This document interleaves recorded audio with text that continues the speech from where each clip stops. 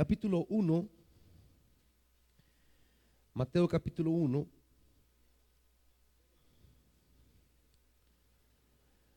versículo 1.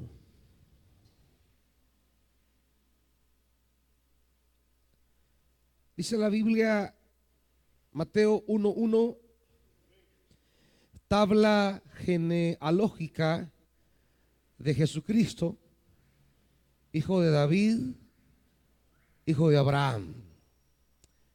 Vuelvo a leer la palabra, hermanitos.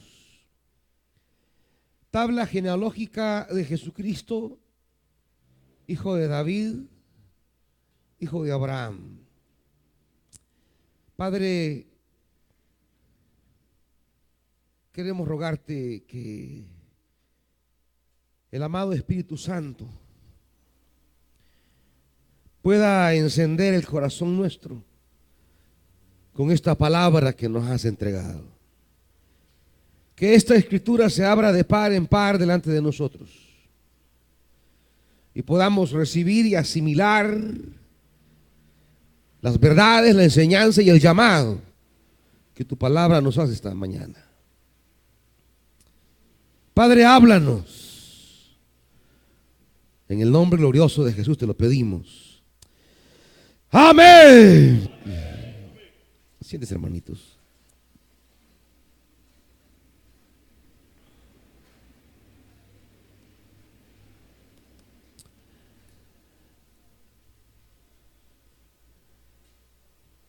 La grandeza de un hijo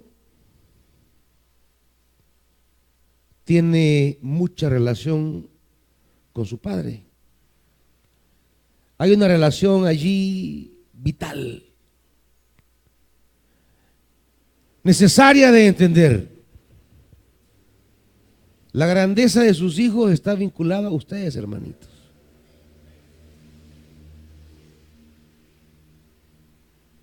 La generación posterior tiene relación con la generación presente.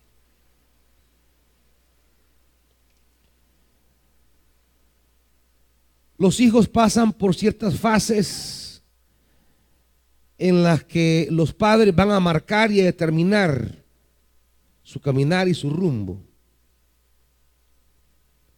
¿Qué va a hacer este niño? ¿Qué va a hacer esta niña?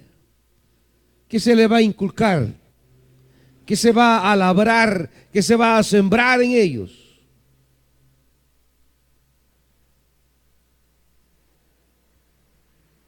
El destino de los hijos no depende solo de ellos, sino qué fue sembrado en ellos,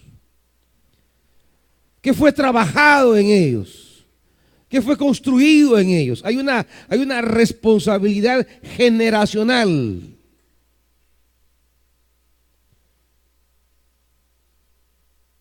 No es solo engendrar ni solo parir. Eso es fácil. Basta con un momento de intimidad y se engendran. Ya son padres y son madres, por lo menos biológicamente.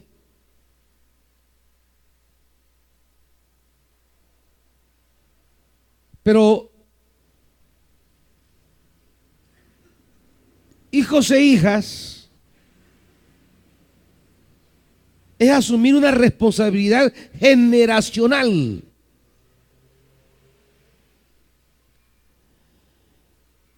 Una de las cosas que trabajamos mucho en los matrimonios es el tema de la generación. Porque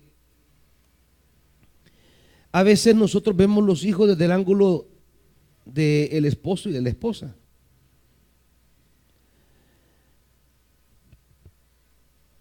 Y en la Biblia los hijos se ven como responsabilidad generacional independiente de cómo esté el esposo con la esposa. Son cosas diferentes.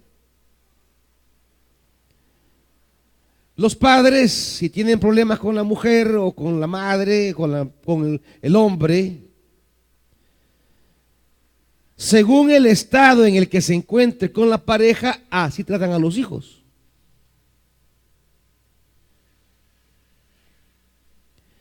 Si están bien con la mujer, tratan bien a los hijos. Si están mal con la mujer, tratan mal a los hijos y viceversa. Si tienen problemas y se separan, si ella ya no le quiere dar algo de intimidad, pues él no le da nada para la comida.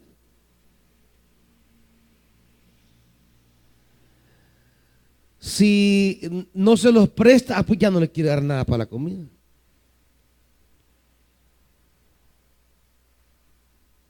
Como que la hartazón de los hijos va a depender de ese tipo de factores. ¿Por qué hacemos depender la responsabilidad generacional de las relaciones presentes? No tenemos responsabilidad generacional. Por eso, cipotes, ustedes que andan todavía, que no se han metido a estos compromisos, piensen las cosas. No solo se vayan de trompa. Piensen las cosas. Tener hijos. Es que miren, cuando bajo de un renuevo de niños, yo bajo enojado, la verdad, en una parte. Bajo enojado cuando oigo tantos testimonios de niños que en su inocencia tienen que ser testigos de vejámenes de los viejos. Decía un niño ayer, es que yo sufro cuando mi papá se enoja con mi mamá, la saca a dormir al monte y yo no duermo toda la noche pensando si un animal no va a llegar a comerse a mi mamá.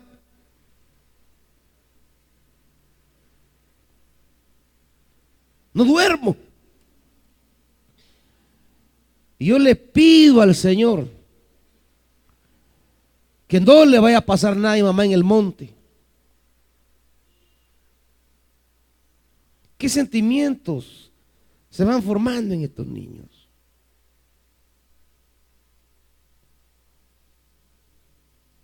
¿Qué sentimientos se van forjando en estas niñas? Una niña de 10 años que le dijo a la mamá que el padrastro la tocaba. Y el hombre, asustado cuando se dio cuenta de esto, tuvo que salir corriendo. Ahora viene la señora y todos los días le recrimina a la pobre cipota que por ella se le fue el hombre. Le pega, la maltrata, no le da de comer.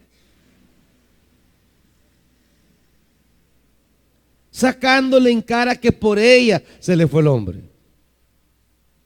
A una niña de 10 años.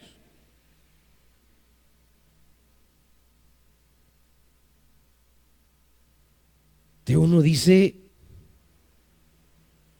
¿qué tienen estos tatas en la cabeza? No tenemos responsabilidad de ofrecerle a este país una mejor generación. Un niño contaba de la separación de los papás y de que se separaron. Todos los días la mamá lo penqueaba. La ira, le llegaban a contar que lo habían visto con otra mujer, le pegaba al bicho. Le llegaba a contar que le pegaban al bicho. Y así no queremos que sean pandilleros. Y así no queremos que sean marihuaneros. Y así no queremos que se vayan a la piedra. Si los tatas no están contribuyendo. Y ustedes, bichos, esto no es de besos y abrazos. Esto no es de topadas debajo de un palo. Primero pónganse a estudiar, para empezar. Ni noveno grado han terminado, ya se quieren acompañar los pasmados.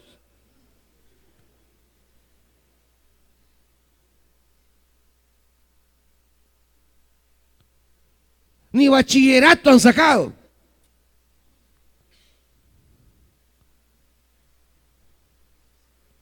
Ay, yo quiero ser la mejor mamá del mundo. Para comenzar a estudiar, cipota, no seas pasmada. Estudiar. Ya acá está bachillerato.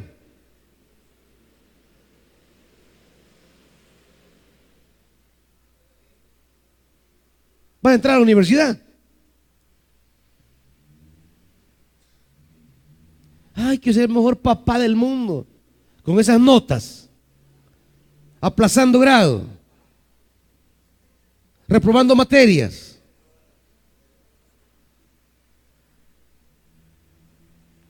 Miren, jóvenes, no jueguen con estas cosas.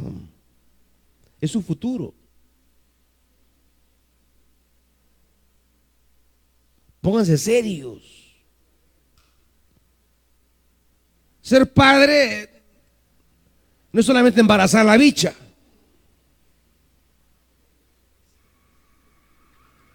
Ser madre no solamente es parir tal fecha. Es una responsabilidad.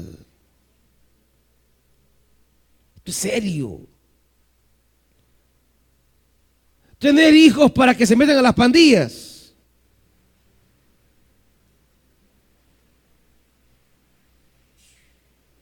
Para que se llenen de odios y rencores. Ustedes no saben, todos los niños. Yo traía un gran rencor contra mi mamá. Yo no entiendo estas cosas en realidad, no las entiendo. ¿Cuándo pude hablar en mi niñez de tener odio contra mis padres? Eso no lo entiendo yo eso.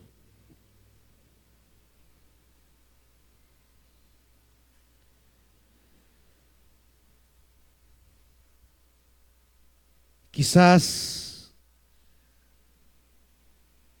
si nos hubieran hablado diferente, no hubiéramos cometido algunos errores nosotros. Pero ustedes, muchachos, que tienen oportunidad de avanzar en la vida, de construir, de estudiar, de trabajar, primero construyan bases.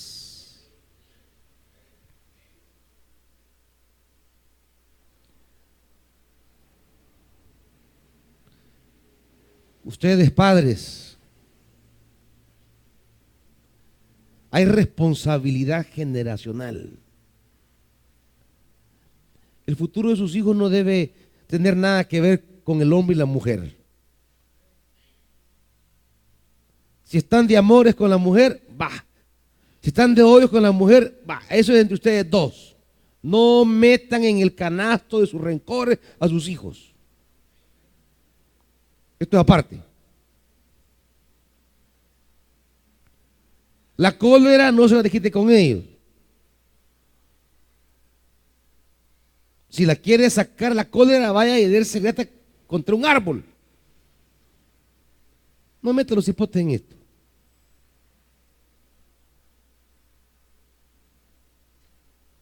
En este pasaje que hemos leído, la grandeza de Jesús está vinculada a tres grandes componentes. Dentro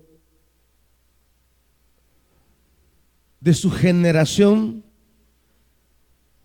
hay tres grandes elementos que están presentes en este versículo que harán de Jesús alguien significativo. Literalmente habría que leer así el versículo: tabla genealógica de Jesús el Cristo. Jesucristo es un nombre que realmente no es nombre propio, no existe en la Biblia como tal. Lo que la Biblia dice siempre que aparece Jesucristo, en nuestra versión española, En la Biblia griega lo que dice es Jesús el Cristo. Pero ya en la traducción se han unido los dos nombres o los dos títulos y se han convertido en un solo nombre en la traducción en española. Y lo que la Biblia le llama Jesús el Cristo ha sido traducido por Jesucristo. Una unión. Pero el nombre propio es Jesús. Cristo no es nombre propio. No es nombre de persona. Eso no hay. Como que no se dice que apaguen los celulares. Jesús es el nombre propio de la persona. El niño de María y José se llama Jesús, no se llama Cristo. Se llama Jesús. Cristo es un título que aparece en el Antiguo Testamento para referirse a ese personaje que aparecería en el futuro de Israel como el personaje enviado por Dios para darle a Israel un nuevo comienzo. En hebreo, Mesías. En griego, Cristo. En español, ungido. El Mesías es la figura que con fe y esperanza anunciaba el futuro de Israel. La esperanza de Israel vendría en un niño. Ya lo anuncia Isaías 9. Isaías capítulo 11. En el nacimiento de los niños y las niñas viene esperanza para la sociedad. Pero no en el mero nacimiento biológico.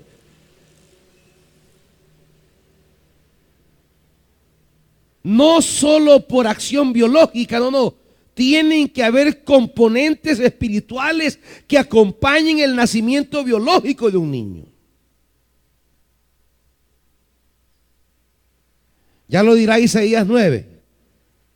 Acompáñenme.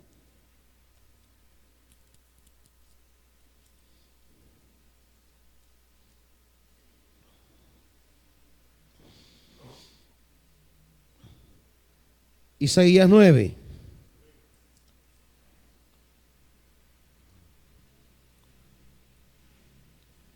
Veamos este principio. Isaías 9:6. ¿Está ahí? Porque nos ha nacido un niño, se nos ha concedido un hijo, la soberanía reposará sobre sus hombros y se le darán estos nombres: Consejero, Admirable, Dios fuerte, Padre eterno, Príncipe de paz. Un niño nos es dado. En la Biblia, la esperanza de Israel vendría en el nacimiento de ese niño. En el nacimiento de un niño siempre nace la esperanza, siempre nace la alegría y siempre nace el deseo de un futuro superior. Pero el primer principio que tenemos que aprender esta mañana es: el futuro de una mejor familia y de una mejor sociedad no está solo en el nacimiento biológico. Tiene que haber, aparte de la biología, una espiritualidad que acompañe eso. Por eso dice capítulo 11.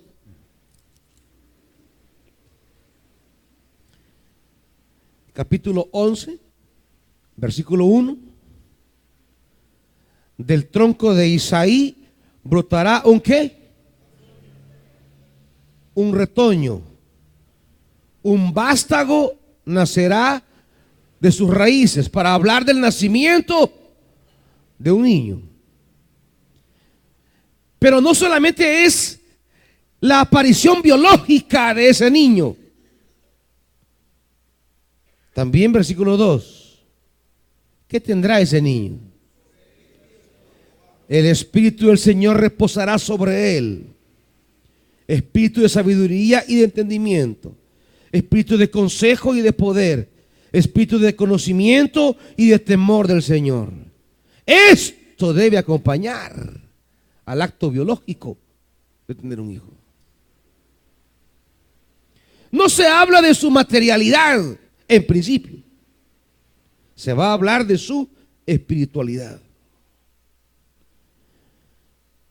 ¿Queremos un nuevo principio? Entonces la generación debe estar bañada del Espíritu de Dios.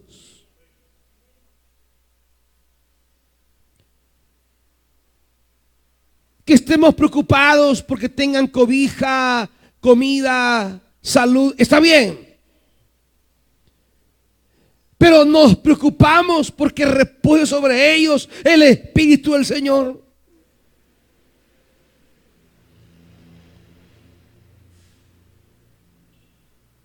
Ay, que yo quiero poner a mi hijo a esto. Quiero poner a mi hija a esto. Quiero que sea aquí, quiero que sea allá. Y no está mal. No es que sea dañino. Pero de nada va a servir si el Espíritu del Señor no reposa sobre ese niño. Es la tarea primera de los padres. Es la función primaria de las madres. Si queremos un recomenzar, si usted quiere que su hijo, que su hija sea un recomenzar de su familia y no sea heredero de los fracasos y frustraciones históricas de la familia, sino que este niño encarne un nuevo comienzo, debe garantizar que el Espíritu de Dios repose sobre él. No solo que ande bien bonita, bien linda la niña, ay qué chula. Eso se puede acabar en la adolescencia, que si le agarra la locura. Ay, que el niño, qué chulo, qué precioso.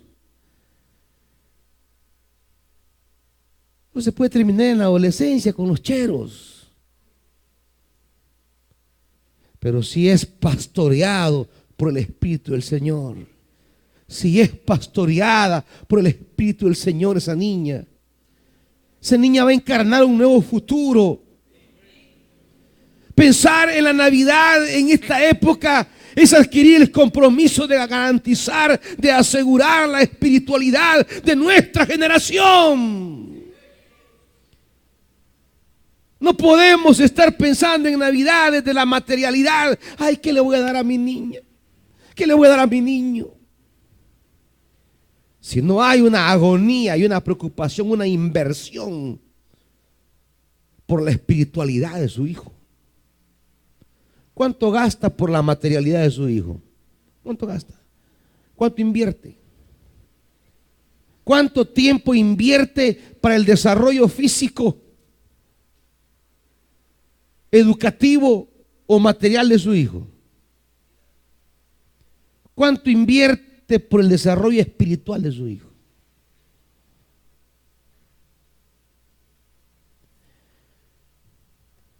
Miren, padres que decían a sus hijos: ¿y para qué vas a subir al renuevo, hijo? Si yo te quiero llevar a ver las luces campero. O sea que para los inteligentontos de los papás, ir a ver las luces camperos es más significativo que el niño esté bajo la presencia de Dios en la montaña.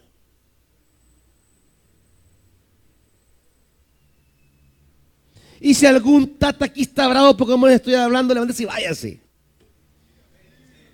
Váyase. Pero yo no puedo creer cómo el tata le está diciendo al hijo: quédate para ir a ver las luces campero, hijo. Y el niño: mamá, yo quiero ir a servir. Yo quiero estar con el Señor en la montaña. Yo Yo quiero recibir, mire, pero es que hijo, es una cosa bien linda.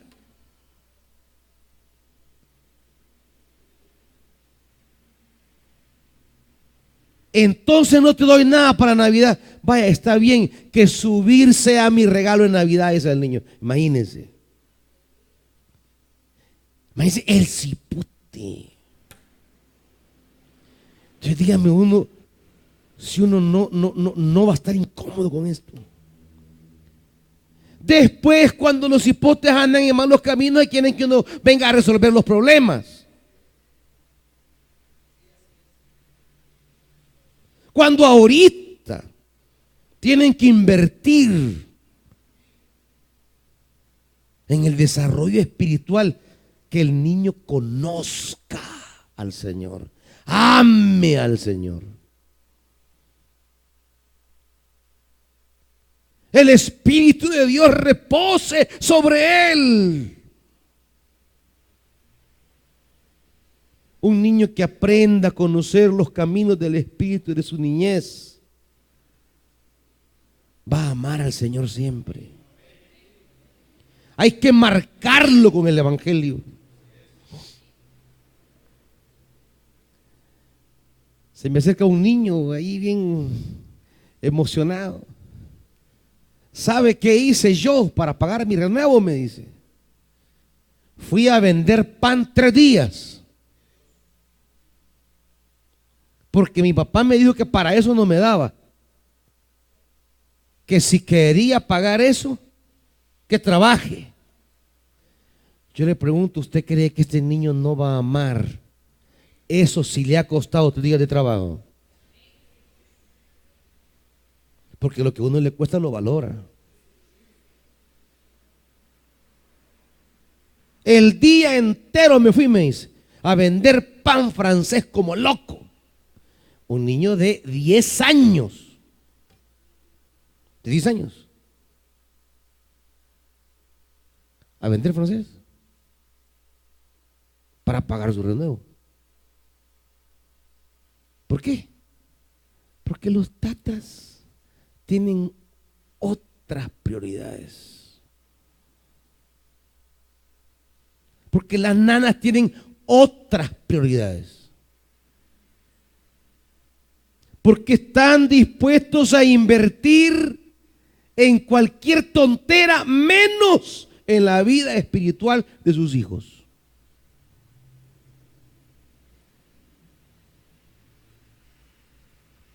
Ya se levantaron 2. Si hay más papás también, levántense y váyanse. Si hay otros también, levántense y váyanse.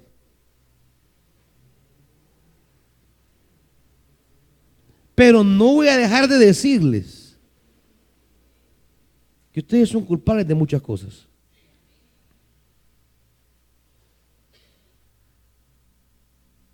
Que ustedes son los que arruinan el futuro de muchos niños. La Biblia es clara a establecer el principio de la espiritualidad. El Espíritu reposará sobre él. Por eso cuando arranca Mateo dice Jesús el Cristo, el ungido del Señor. Esa figura que anunciaba en el Antiguo Testamento esperanza es este niño. Esa figura que anunciaba un tiempo nuevo es este niño. Esa figura que traería alegría y paz a Israel es este niño. La esperanza estaba en este niño, pero porque este niño era el ungido del Señor.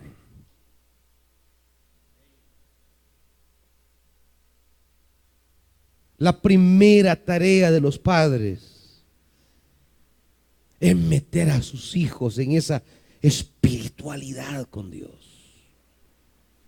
Trabajar para eso, esforzarse para eso. Y es que miren, en los niños hay un natural acercamiento a Dios. Si son los tatas los que se lo impiden.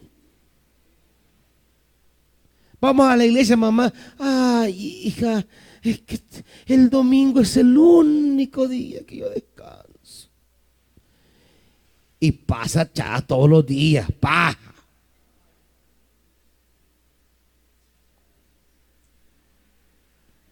Ay, hijo, es que vos no sabes. Ah, pero cuando le eligen de cachiporra, ay, la niña va a salir de cachiporra. A las 5 de la mañana van para arriba.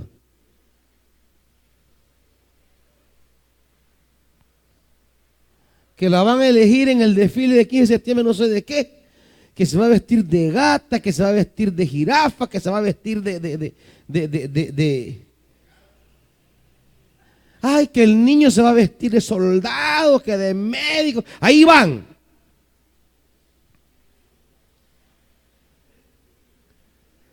Porque a veces los tatas lo que hacen es andarse luciendo ellos. Y usan a los hijos para andar luciéndose. Pero como la espiritualidad no se ve pintada ni se ve vestida, ¿va? Como la espiritualidad no se mira colocha ni pelo liso. Como la espiritualidad no se mira de colores.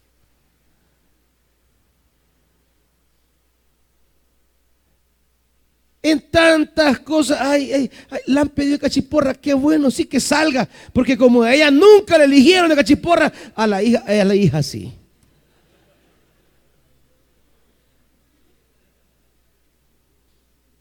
Ay, me la han pedido como candidata, ya que yo siempre quise callar y nunca me miraron y decían, vamos a ir la candidata, y yo le decía, y la maestra nunca me vio a mí. Frustradas, porque nunca fueron candidatas a reinas. Y hoy andan viendo cómo meten a la leche en cualquier cosa.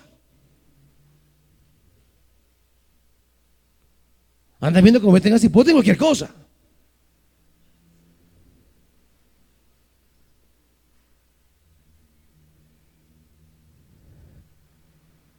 Uno de los casos que más me sorprendió es el de una niña que no pudo dormir todo el viernes. No pudo dormir.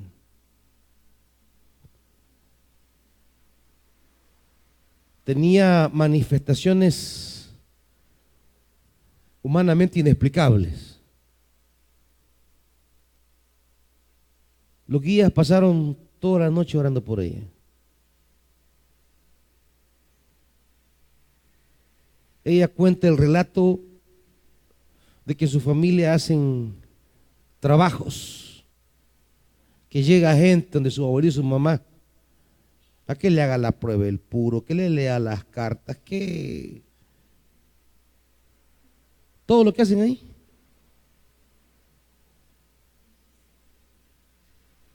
Y ella vive en ese hábitat. Que la mamá le pasa diciendo que de chiquita la consagraron para que herede esa línea y que fue consagrada ya a las tinieblas. Toda la noche no durmió. Se retorcía, gritaba. Había que traer liberación a esa niña. 7 años. 7 años.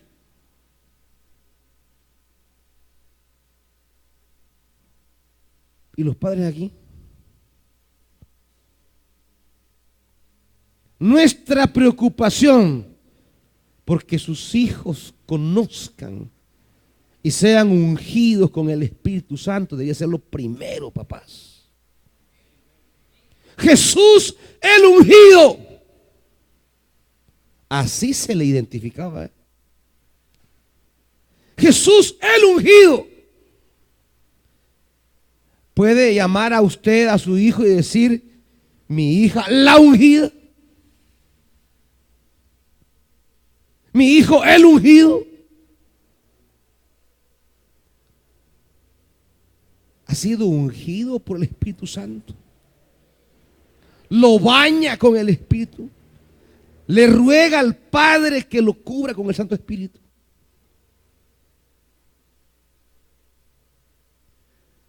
Lo consagra al Señor. Lo presenta al Señor. Se compromete a cultivar la vida espiritual de ese niño, a trabajar por su crecimiento espiritual. Eso es lo primero que se dice de Jesús. Él es el ungido. No se habla de sus características físicas. No se habla de sus logros académicos. No se habla de sus condiciones materiales. No, se habla de su vínculo con Dios. Es el ungido. Si queremos nueva generación, nuevos comienzos, mejores tiempos para usted, para su familia, para la sociedad, nuestra primera preocupación es la espiritualidad de estos niños.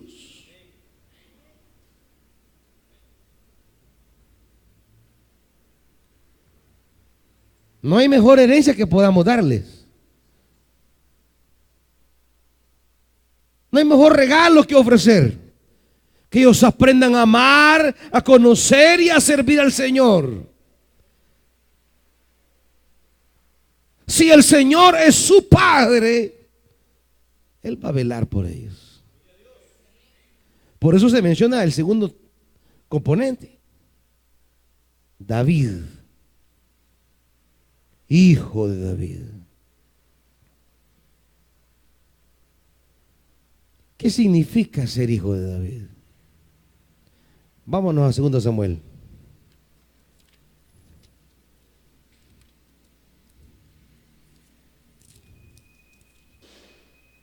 Segundo libro de Samuel. ¿Qué significa ser hijo de David? Ser el ungido significa que ese niño es guiado por el Espíritu de Dios. Primer componente que usted debe tener como preocupación para sus hijos. Mi hijo, el ungido del Señor. Mi hija, el ungido del Señor. Capítulo 7 del segundo libro de Samuel. Para que entendamos esto de ser hijo de David. Una vez, versículo 1, ¿está conmigo? Una vez que el rey David se hubo establecido en su palacio, el Señor le dio descanso de todos los enemigos que lo rodeaban. Entonces el rey le dijo al profeta Natán: como puedes ver, yo habito en un palacio de cedro, mientras que el arca de Dios se encuentra bajo el toldo de una tienda de campaña. Bien, respondió Natán, haga su majestad lo que su corazón le dicte, pues el Señor está con usted. Pero aquella misma noche la palabra del Señor vino a Natán y le dijo: ve y dile a mi siervo David que así dice el Señor: ¿serás tú acaso quien me construya una casa para que yo la habite? Desde el día en que saqué a los israelitas de Egipto y hasta el día de hoy no he habitado en casa alguna, sino que he andado de acá para allá en una tienda de campaña a manera de santuario. Todo el tiempo que anduve con los israelitas, cuando mandé a sus gobernantes que pastorearan a mi pueblo Israel, ¿acaso le reclamé a alguno de ellos no haberme construido una casa de cedro? Pues bien, dile a mi siervo David que así dice el Señor Todopoderoso: yo te saqué del redil para que en vez de cuidar ovejas, gobernaras a mi pueblo Israel. Yo he estado contigo por donde quiera que has ido, y por ti he aniquilado a todos tus enemigos. Y ahora voy a hacerte tan famoso como los más grandes de la tierra. También voy a designar un lugar para mi pueblo Israel, y ahí los plantaré para que puedan vivir sin sobresaltos. Sus malvados enemigos no volverán a humillar como lo han hecho desde el principio. Desde el día en que nombré gobernante sobre mi pueblo Israel, y a ti te daré descanso de todos tus enemigos. Pero ahora el Señor te hace saber que será Él que te construya una casa. Cuando tu vida llegue a su fin y vayas a descansar entre tus antepasados, yo pondré en el trono a uno de tus propios descendientes y afirmaré su trono. Será Él quien construya una casa en mi honor, y yo afirmaré su trono real para siempre. Yo seré su padre y Él será mi hijo. Así que cuando haga lo malo, lo castigaré con vara y azotes como lo haría un padre. Sin embargo, no le negaré mi amor, como se lo negué a Saúl, a quien abandoné para abrirte paso. Tu casa y tu reino durarán para siempre delante de mí. Tu trono quedará establecido para siempre. ¡Aleluya! Este es el hijo de David. David le quiere construir casa al Señor. Y Dios le dice: tú me vas a hacer casa. No. Yo te voy a hacer una casa a ti. Yo te daré casa, descendencia. Tú querías hacerme casa, yo te daré casa. Tus hijos serán mi casa. Tus hijos me harán casa. Ser hijo de David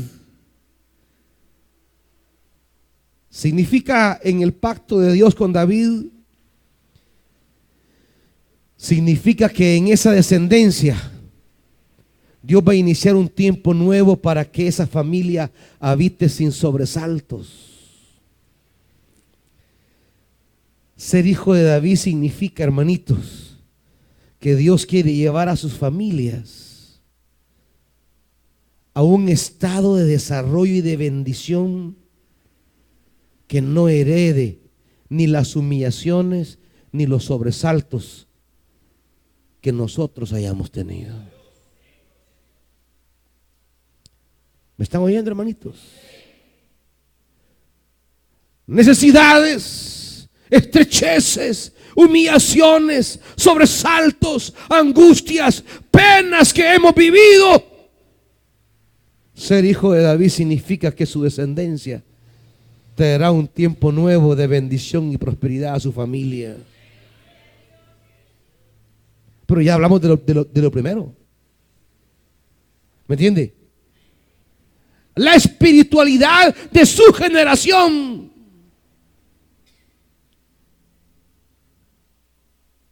Hoy hablamos de esto. Dios le dice: no, yo soy quien voy a designarte descendencia. Yo te he tomado, yo te he elegido, yo he estado contigo por donde quiera, y ahora voy a designar un lugar. Tus hijos no van a heredar las humillaciones que te tocó pasar a ti. Tus hijas no van a heredar las humillaciones que tú pasaste.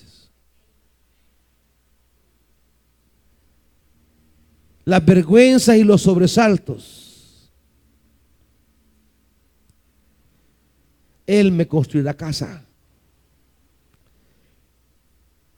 Enséñele a sus hijos a hacerle casa al Señor, a trabajar para su Señor, a servir a su Señor, a dar sacrificio a su Señor. Cuando usted compara los sacrificios que se habla que David le dio al Señor y los que Salomón le dio al Señor, usted va a ver que los de Salomón fueron muchísimos más, de miles. Es que su padre le había enseñado. Ser hijo de David significa que usted se esfuerza porque su hijo establezca una relación de padre e hijo con Dios. Él. Por eso dice, yo seré a él padre y él será mi hijo.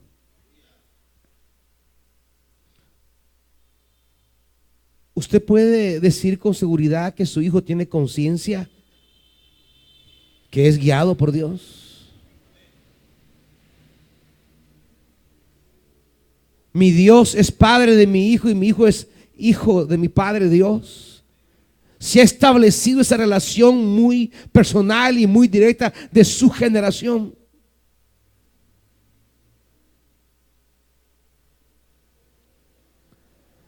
Por eso Jesús llamaba a Dios su Padre. Algo extraño en la religiosidad judía del siglo I. Decirle Padre a Dios. Porque él, como hijo de David, había logrado desarrollar una intimidad, no una religiosidad. No hablamos de la religiosidad de las normas de la iglesia. No hablamos de la religiosidad de las normas que impone la traducción. No, hablamos de la intimidad de alguien con Dios.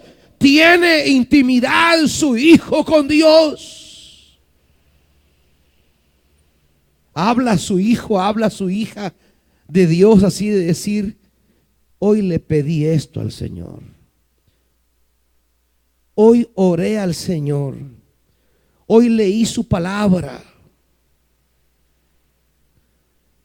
Si ni siquiera lo ve a usted como está leyendo la Biblia, ¿cómo espera que el niño va a crecer leyendo la palabra?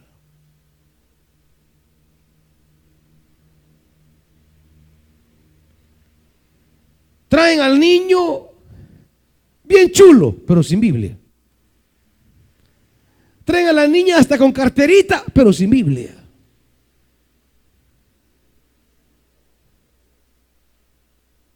La primera tarea, sembrar la palabra.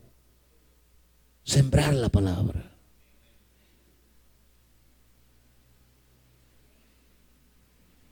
Mire, David dice en el 18,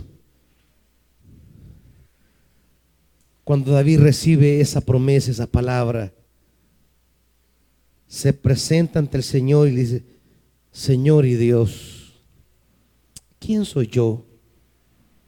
¿Qué es mi familia para que me hayas hecho llegar tan lejos? Como si esto fuera poco, Señor y Dios, también has hecho promesa a este siervo tuyo en cuanto al futuro de su dinastía. Tal es el plan para con los hombres, Señor y Dios. ¿Qué más te puede pedir tu siervo David que tú no sepas, Señor mi Dios? Has hecho estas maravillas en cumplimiento de tu palabra según tu voluntad y la has revelado a tu siervo. Qué grande eres, Señor omnipotente. Nosotros mismos hemos aprendido que no hay nadie como tú y que aparte de ti no hay Dios. ¿Y qué nación se puede comparar con tu pueblo Israel? Es la única nación en la tierra que tú has redimido para hacerla tu propio pueblo y para dar a conocer tu nombre. 25. Y ahora, Señor y Dios, reafirma para siempre la promesa que le has hecho a tu siervo y a tu dinastía. Cumple tu palabra para que tu nombre sea siempre exaltado y que todos digan: el Señor Todopoderoso es Dios de Israel. Entonces la dinastía de tu siervo David quedará establecida en tu presencia. Señor Todopoderoso, Dios de Israel, tú le has revelado a tu siervo el propósito de establecer una casa, y por eso tu siervo se ha atrevido a hacer esta súplica. Señor mi Dios, tú que le has prometido tanta bondad a tu siervo, tú eres Dios y tus promesas son fieles. Dígnate entonces bendecir a la familia de tu siervo, de modo que bajo tu protección exista para siempre. pues tú mismo, Señor omnipotente, lo has bendecido. Si tú bendices a la dinastía de tu siervo, quedará bendita para siempre. Esto es ser hijo de David. Es esto. Bendecir la generación siguiente, que quede cubierta bajo la promesa, bajo la firmeza de Dios. Pero claro, David tenía una espiritualidad propia, una intimidad con el Señor. David caminaba con su Dios, hablaba con su Dios, adoraba a su Dios. Su generación va a ver esto. Sus hijos van a ver esto. Jesús el Cristo, hijo de David. Hombre enseñado y educado para amar, para servir, para hacer casa a Dios. Hombre en intimidad con Dios. ¿Cómo esperamos salir bien si no hablamos con el Señor, hermanitos? ¿Cómo esperamos salir bien si no hay propósito de hacer cosas para Dios? David dice: no, yo estoy en mi casa bien bonita, bien bonito, yo tengo que hacer algo para Dios. Quiero hacer algo para Dios. Quiero hacerle casa al Señor.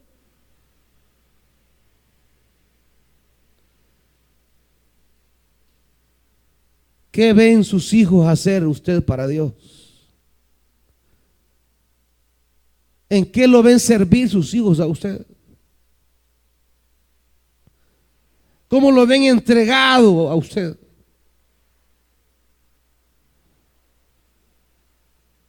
Jóvenes, el futuro de ustedes está en esa intimidad con Dios. Dios tu Padre y tú su Hijo. Caminen en esa intimidad. Crezcan en esa intimidad.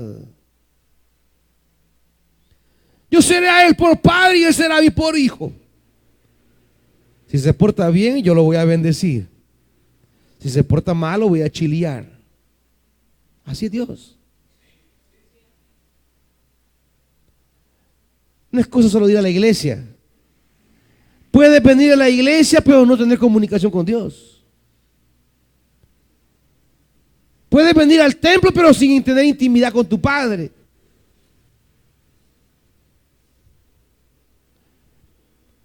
Ya fui a la iglesia, pero ¿has ido al trono de Él?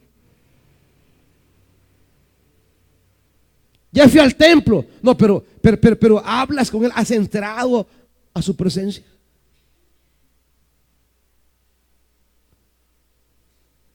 Hablas, conversas con Él, te propones cosas para Él.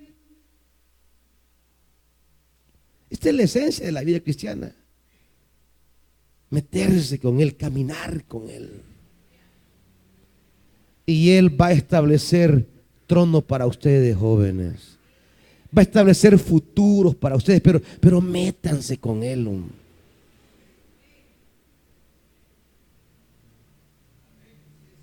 Caminen con Él. Pero jóvenes, hay quienes ustedes ni Biblia traen al culto, ni la leen durante la semana, ni se pueden ni los libros de la Biblia. No tocan esa escritura todo el resto de la semana. Si no hay intimidad de decirle: Señor, aquí estoy de rodillas. Usted se arrodilla, joven, en su casa para hablar con su Dios.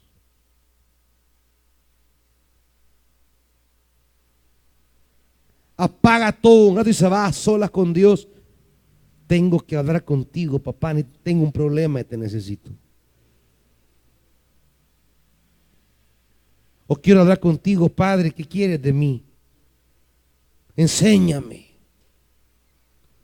O Señor, yo me he metido en esto y yo no sé, mi mente me dice que sí, mi corazón me dice que no, que sí, pero como tú sabes que uno es mero turulato, yo vengo a pedirte dirección. ¿Qué tal mi mente y mi corazón dicen sí, pero tú dices no? Y me interesa tu opinión, no la mía. Yo sé lo que tú piensas, lo que tú quieres. Y aquí estoy, Señor. Si usted va, Él le va a dar la dirección. Pero no van donde el Señor. Por eso viven golpeándose por eso. ¿Qué les cuesta, Padre? Aquí estoy. Padre, te necesito. Jesús, hijo de David, hijo de Abraham. ¿Qué podemos decir de Abraham?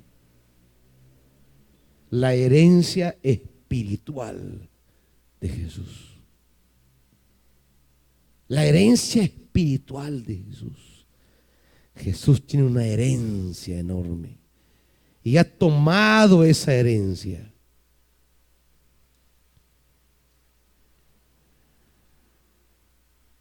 La fe de Abraham, la fidelidad de Abraham es parte de su herencia.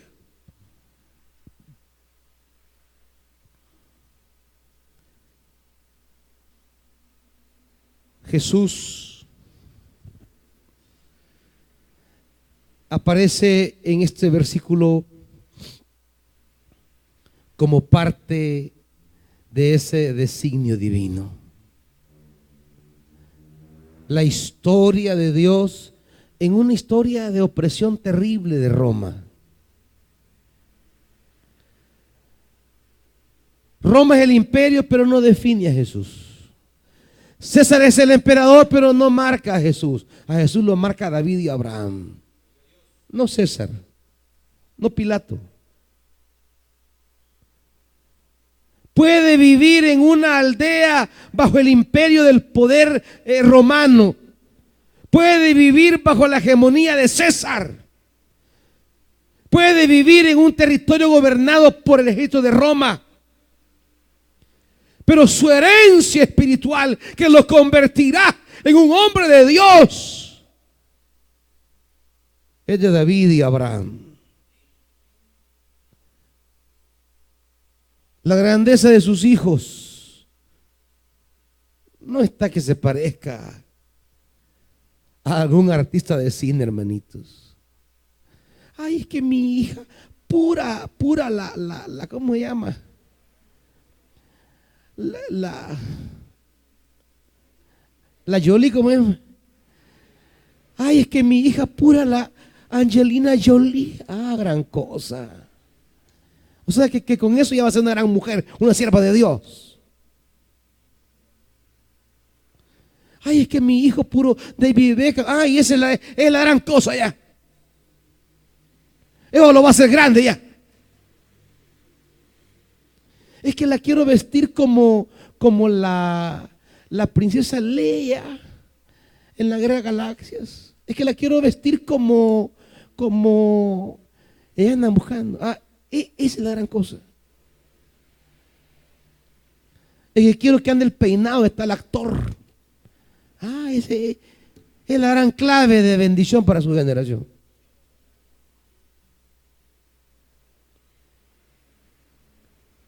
La grandeza de Jesús estaba en identificarse con David y con Abraham, siervos de Dios, hombres de Dios. Eso lo hizo a él un siervo de Dios. ¿Queremos hijos e hijas con una nueva generación? Bueno,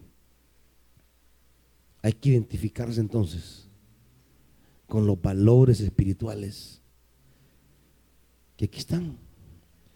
Las historias de los hombres de Dios que nos harán grandes, aquí están, hermanitos. Cuando cada joven aspire a ser un Daniel, un José, un David, un Abraham, un Nehemías, un Isaías, un Saulo de Tarso. Cuando ustedes jóvenes Deben de estar queriendo dejar de ser la roca. Ay, que yo quiero ser Messi, que Ronaldo. Dejen esas tonteras. Aspiren a ser como estos hombres de la Biblia. Ay, que yo muero por mi equipo. Ah, joven más tonto este. Que yo diera mi vida por la Alianza. Que diera mi vida por el Águila. Ay, muchacho. Gran futuro te espera así.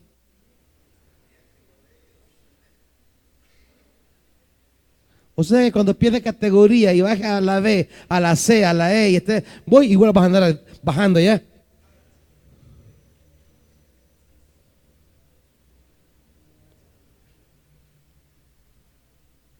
Aspira a heredar lo que estos hombres de Dios tienen para ti. Ya vas a ver tu futuro.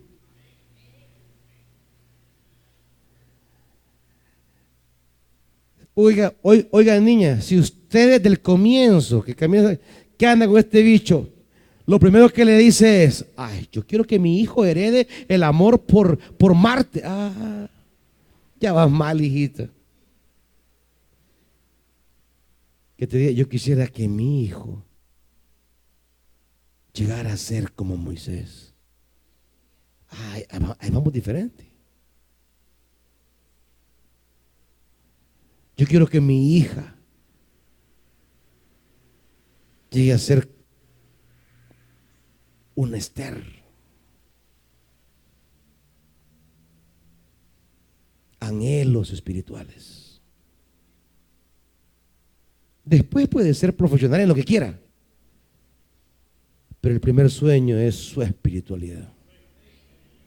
Pónganse de pie, hermanitos.